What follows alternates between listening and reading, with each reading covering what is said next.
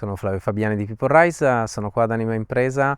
per lanciare un libro che è appena uscito, edito da Guarini Next, 7 abitudini quotidiane per cambiare il mondo, di Adam Kahane, di cui ho curato l'edizione italiana. Questo libro è un libro molto importante, a mio avviso, per l'epoca in cui ci troviamo, un'epoca dove le sfide che incontriamo sono delle sfide complesse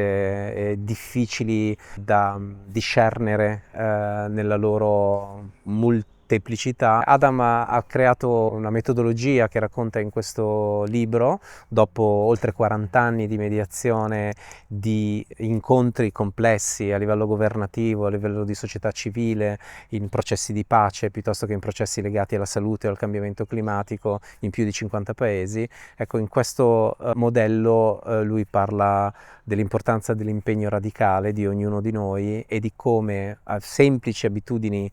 quotidiane, semplici ma non facili,